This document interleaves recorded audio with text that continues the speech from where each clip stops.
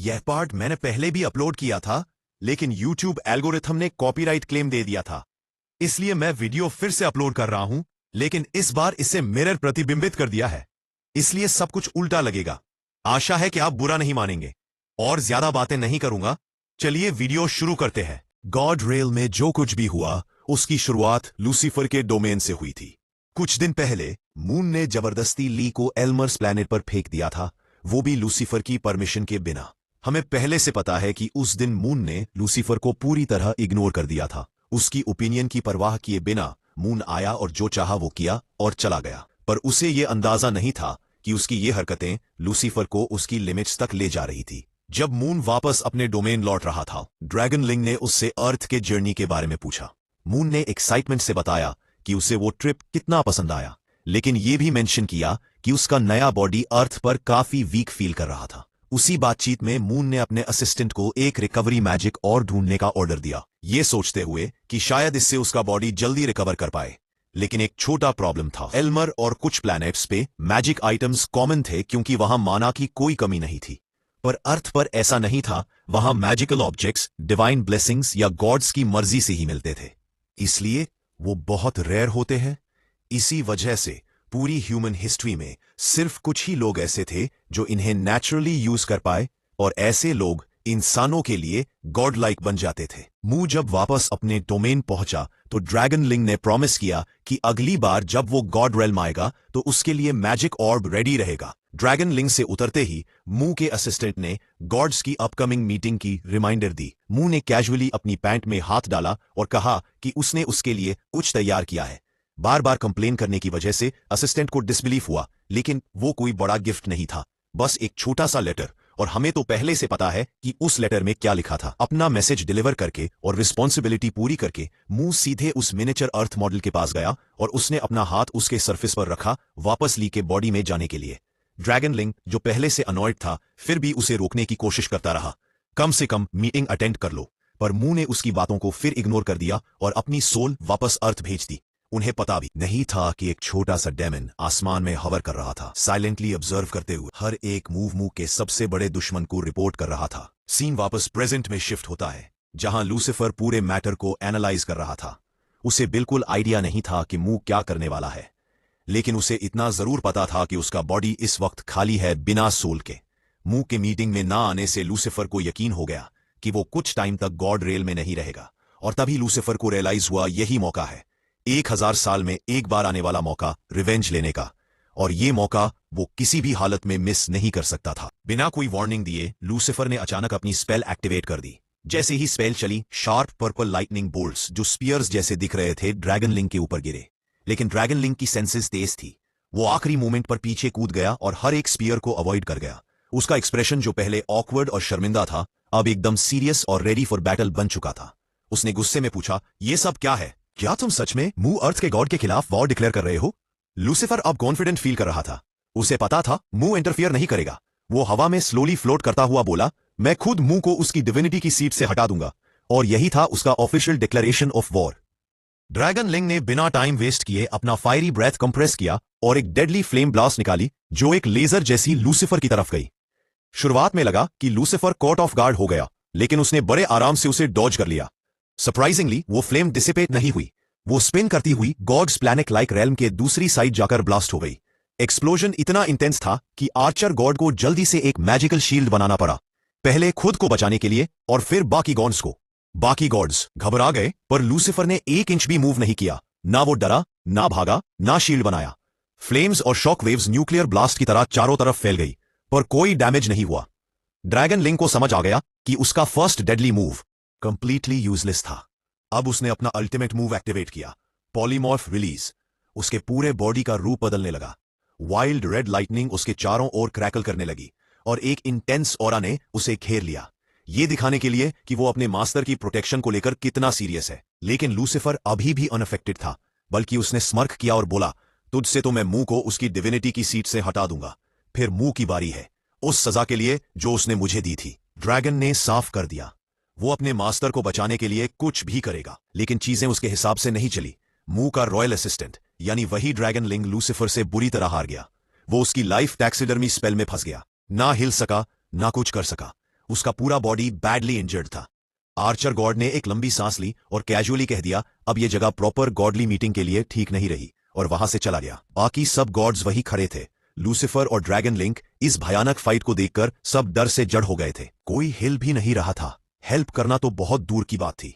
Archer God का यूं quietly निकल जाना लूसीफर की नजरों से नहीं छूटा। अचानक लूसीफर ने उसे पुकारा और एक तीखी नजर डालते हुए सीधा सवाल का डाला, तू किसके साइड में है, एक्सपल्शन के सपोर्ट में या खिलाफ? लेकिन आर्चर गॉड बस हवा में तैरता रहा। कैजुअली रिप्लाई देते हुए बोला, मैं न्यूट्रल हूं, ना सपोर्ट करता हूं ना अपोज। लूसीफर को यह जवाब बिल्कुल पसंद नहीं आया, लेकिन उसने साफ कहा, ठीक है, जब तक तू इंटरफियर नहीं करता I am fine with it. फिर उसने कोल्डली बाकी गॉड्स की तरफ देखा और पूछा, क्या किसी को मुंह के एक्सपल्शन पर आपत्ति है? लेकिन ड्रैगन लिंक की हालत देखकर एक गॉड लेवल बीइंग का इतना बुरा हाल, कोई भी कुछ बोलने की हिम्मत नहीं कर पाया। उधर ड्रैगन अभी जिंदा था और लूसीफर को वॉर्न करने की कोशिश कर रहा था। तू गॉड मुंह का सामना नहीं कर सकता, पर लूसीफर ने बस स्मर्क किया और एक चिलिंग रेवलेशन दे डाला। उसे पता था मुंह यहां नहीं है, वो इस वक्त अर्थ पर एक कमजोर पैथेटिक इंसान के शरीर में रह रहा है। ड्रैगन लिंक एकदम स्टंट रह गया। उसे लगा था यह सीक्रेट सिर्फ उसी को पता है, पर अब सब समझ में आ गया। लूसीफर ने रिबेलियन अभी क्यों शुरू किया, लेकिन लूसीफर ने यह कबूल नहीं किया कि उसने मुंह पर स्पाई करके यह सब पता किया। इंस्टेड उसने ब्लेम ड्रैगन पर ही डाल दिया। कहा कि उसकी ओवर कॉन्फिडेंस और लैक ऑफ विजिलेंस ने उसे यह मौका दिया सब जानने का। ड्रैगन लिंग ये इंसल्ट बर्दाश्त नहीं कर सका। उसके पास अब कोई और ऑप्शन नहीं बचा था। उसने एक आखिरी डेस्परेट कोशिश की, अपने मासिव तेल से एक सरप्राइज अटैक लॉन्च किया, होपिंग कि शायद इस बार लूसीफर ऑफ गार्ड पकड़ा जाए। लेकिन फिर वही हुआ। लूसीफर बिल्कुल शांत खड़ा रहा, जैसे उसे कुछ पता ही ना हो, और जैसे ही आखिरी सेकंड आया, उसने एकदम प्रिसिजन से डॉज किया और एक मैजिकल वेपन से ड्रैगन की टेल को टुकड़ों में काट डाला। वो वेपन भले ही स्पीयर था या स्वॉर्ड, फर्क ही नहीं पड़ा। लूसीफर की पावर थी ही ऐसी। पूर ड्रैगन की टेल कई पीसेस में कट गई, लेकिन लूसीफर ने उसे मारा नहीं, क्योंकि वो जानता था जब तक मुंह का असिस्टेंट जिंदा है, वो उसका अर्थ पर लोकेशन ट्रेस कर सकता है। उसने सोचा मुंह को उस कमजोर ह्यूमन बॉडी में पकड़ना और उसे उसी ह्यूमिलिएशन का दर्द देना जो लूसीफर ने झेला था। बस यही संतुष्टि चाहिए उसे। उसकी दानवी हंसी हवा में गूंजने लगी, जबकि ड्रैगन लिंक खून थूक रहा था। उसका पूरा शरीर काम रहा था। वो पावरलेस था, कुछ नहीं कर सकता था लूसीफर को रोकने के लिए। दूसरी तरफ अर्थ पर भी हालात कुछ खास अच्छे नहीं थे। चोल बुरी तरह घायल था और उसके कोच ने उसे स्ट्रीट फाइट में पड़ने के लिए बहुत बुरी तरह डांटा। आज पनिशमेंट उसे इंपॉर्टेंट मैचेस से पहले लंबा रिकवरी ब्रेक लेना पड़ा। लेक्चर के बाद कोच ने उसे डिसमिस किया। जिम से बाहर निकलते हुए चोल मन ही मन ली को इस पूरे मैस का जिम्मेदार ठहरा रहा था। जैसे ही वो एग्जिट तक पहुंचा, सामने से कांग चोल जिम में एंट्री कर गया और दोनों ऑकवर्डली फेस टू फेस आ गए। कांग चोल ने तुरंत नोटिस किया कि चोल कितना बैडली बीटन और गुस्से में है। बिना डिले उसने पूछा, क्या हुआ तुझे? चोल एम्बैरेस था। उसे यह मानने में शर्म आ रही थी कि उसे किसी रैंडम कमजोर दिखने वाले बंदे ने हरा दिया। कांग चोल कंट्री के बेस्ट बॉक्सर्स में से एक था और तभी चोल के दिमाग में एक स्नीकी आइडिया आया। उसने अपना ब्रूज्ड चेहरा नीचे झुका लिया, एक सैड और शेमफुल एक्सप्रेशन बनाया और फिर झूठ बोलना शुरू कर दिया। और बिलीवेबल बनाने के लिए उसने खुद को जबरदस्ती रुलाया भी। आंसू फ्लोर पर गिरते गए।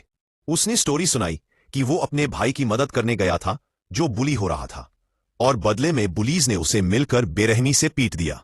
वो छोटे बच्चे की तरह रोने लगा, चेहरा ढक लिया, खुद को इंसेंट विक्टिम दिखाते हुए जो बस सही काम करना चाहता था। च्योल को लगा था कि कांग च्योल इमोशनल हो जाएगा, लेकिन कांग च्योल एकदम स्टोन फेस्ड रहा। उसने आंसू इग्नोर किए और बस कैजुअली वॉक करके निकल गया। जाते जाते च्योल से सिर्फ इतना कहा, मैच से पहले थोड़ा केयरफुल रहा कर, ये सब तेरी खुद की गलती की वजह से हुआ। च्योल की पूरी प्लान फेल हो गई। कांग च्योल के जाते ही उसने रोना बंद कर दिया। उसके चेहरे पर डिसअपॉइंटमेंट छा गया। लेकिन जैसे ही वो जाने को मुड़ा, कांग च्योल की आवाज फिर आई। च्योल एकदम फ्रीज हो गया। उसे लगा कांग च्योल ने पूरा झूठ पकड़ लिया, पर कांग च्योल ने एक्चुअली बिलीव कर लिया था। और अब वो बस ये पूछ रहा था, किसने किया ये सब तेरे साथ? इस दौरान सिटी के दूसरी ओर मुंह अब भी ली के गंदे बेड पर बैठा था। उसका फ्रस्ट्रेशन बढ़ता जा रहा था। वो सोच रहा था कि वो अपने असली बॉडी में वापस क्यों नहीं जा पा रहा। अपनी डिवाइन नॉलेज और एक्सपीरियंस के बेस पर उसका एक ही कंक्लूजन था, उसका ओरिजिनल गॉडली बॉडी कहीं सीरियसली डैमेज्ड है। पर यह रीजन भी उसे सेटिस्फाई नहीं कर रहा था। वो जानता था कि एक ड्रैगन लिंग उसे प्रोटेक्ट कर रहा है और उसका बॉडी कोई आम नहीं जो इजीली हार्म हो जाए। तभी उसकी आंखें चौड़ी हो गई। रियलाइजेशन उसे हिट कर गया। क्या सभी गॉड्स ने मिलकर मुझ पर अटैक किया था? अब ये थ्योरी उसे सही लगने लगी। वो एकदम पैनिक में पेड़ से कूद पड़ा। अगर ये सच है तो उसके पास टाइम नहीं है, उसे जल्दी कुछ करना होगा। उसे समझ नहीं आ रहा था कि क्या करें, और यही सोच सोचकर वो और भी ज्यादा गुस्से में आ गया। फ्रस्ट्रेशन में उसने ली का पिलो जोर से पंच किया, ये सोचकर कि अगर वो अपनी बॉडी में वापस नहीं आया तो सब कुछ कंट्रोल से बाहर हो सकता है। उसका मूड और भी खराब हो गया।